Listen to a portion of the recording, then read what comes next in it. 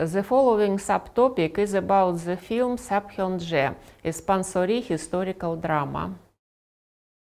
The most significant in every sense film achievement and film phenomenon of the first half of the 1990s was Kwon-taek's film Seopyeonje, 1993.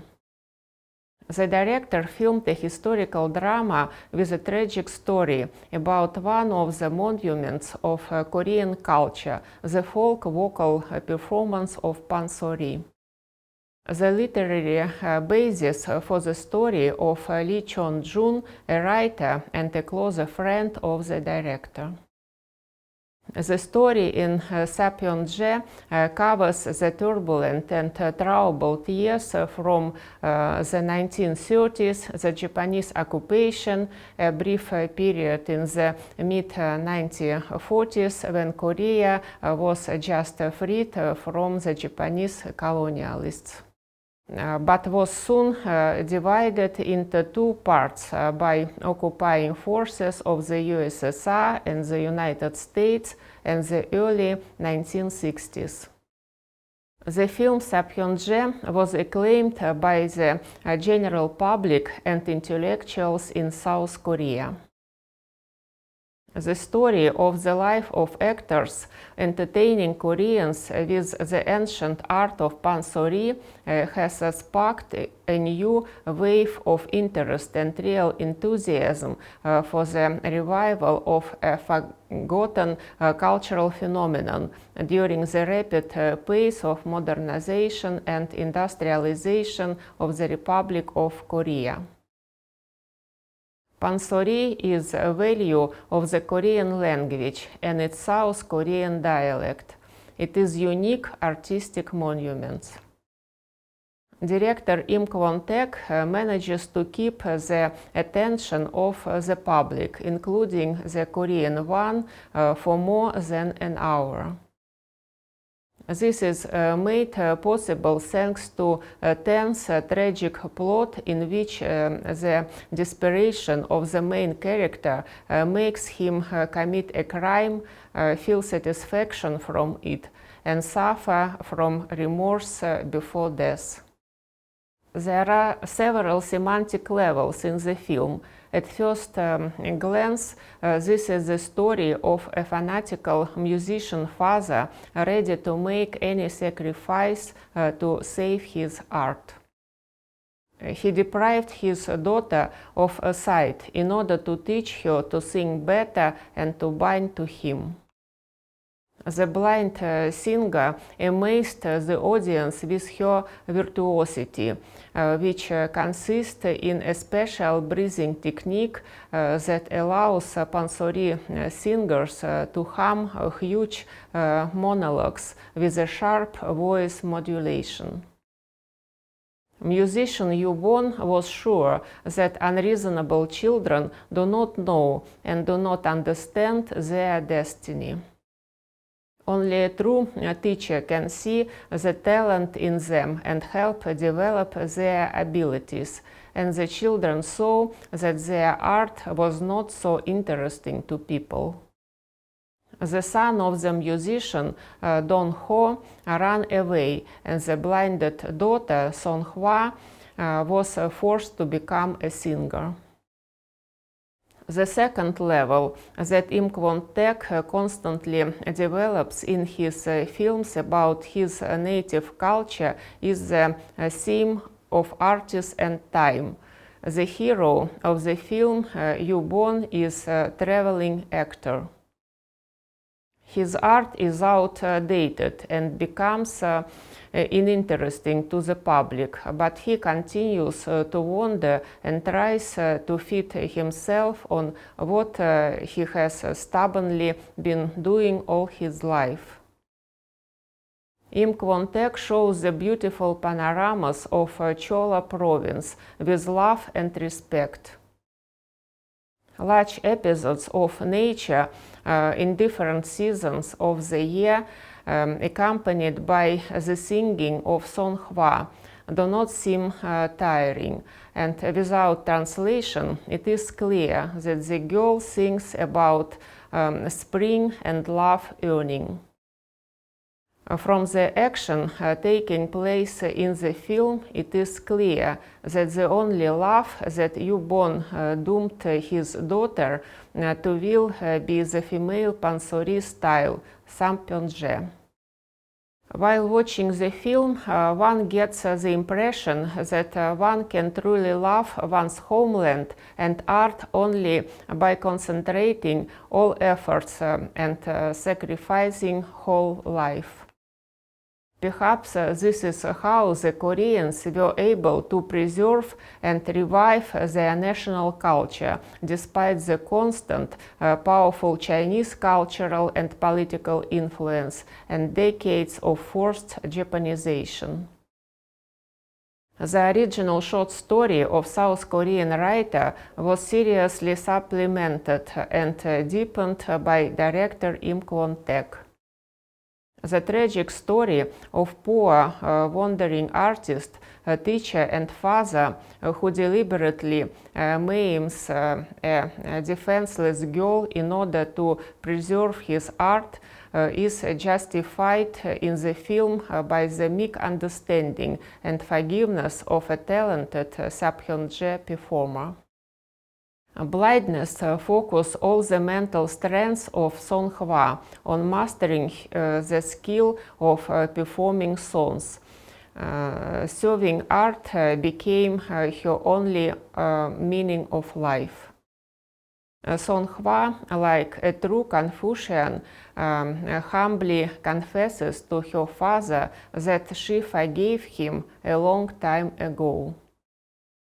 Thus, the viewer takes the author's position. Yubon is a real artist and an obsessed teacher, and Songhwa is a true submissive Korean daughter and pansori performer.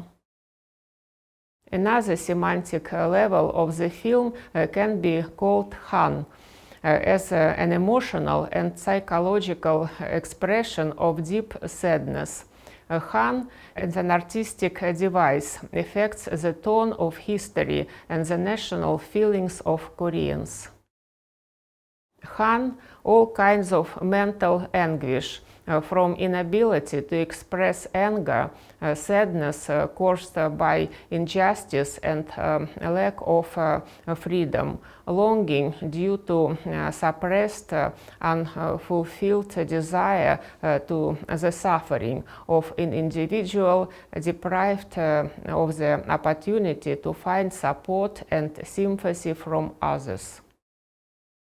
The most humanist writer Park Kyo-ni argues that the Han of the Korean people is not only sadness, but also hope.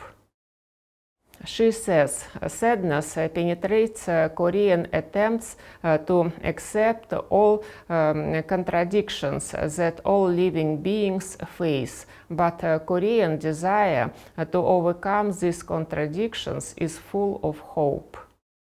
Koreans are pleased that their films are of interest abroad, and it is not at all surprising that many of the actions of the characters seem strange and incomprehensible to foreigners. Perhaps that is why Kwon-taek, faced with a clear misunderstanding of the content of his films abroad, began to choose simple plot schemes. The fourth level of the film is the wandering of artist Yoo-bon with children as an artistic allegory about Korean art after the invention of foreign cultures. Pansori dates back centuries. It was popular in the poorest villages and in the royal palace before the Japanese occupation in 1910. The persistence of the teacher and father, who is fanatically attached to his art, is perceived by the audience in different ways.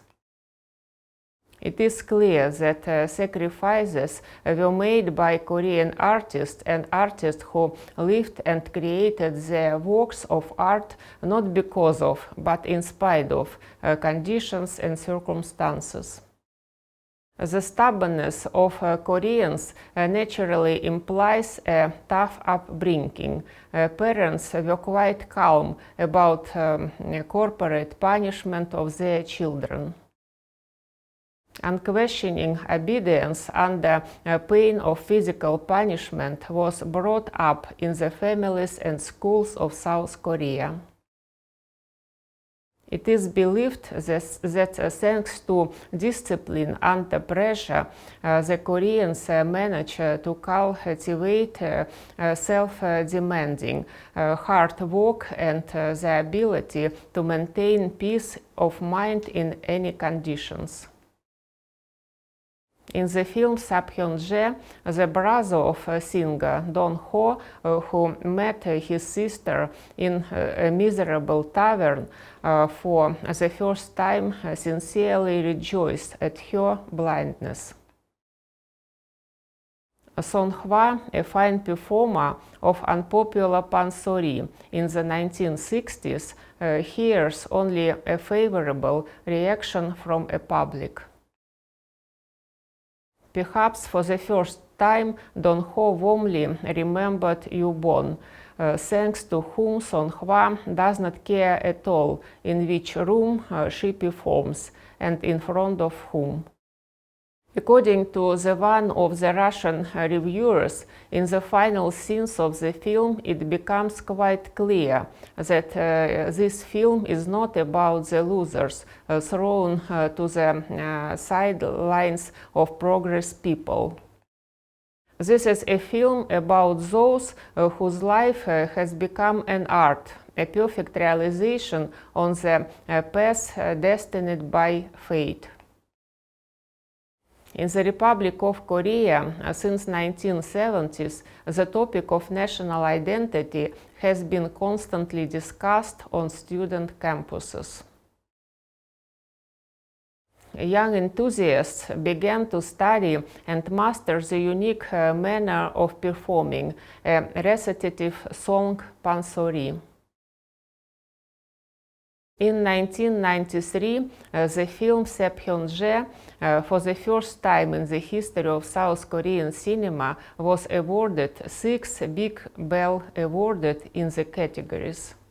The Best Film, Best Director, Best Debutant Actor, Kim Kyu-chul, Best Actress Debutant, or John Hae, Best Cinematography and Best Sound Recording. The film was also awarded by the Korean Film Critics Association for Best Film, Best Director, Best Actor, Best Newcomer Actress, Best Cinematography and Best Composer. Following the success of Seopyeonje in the Republic of Korea, the film won the first Shanghai International Film Festival for the Best Director and Best Actress. Kwon-taek Seopyeonje is considered the most significant and beautiful film in South Korea.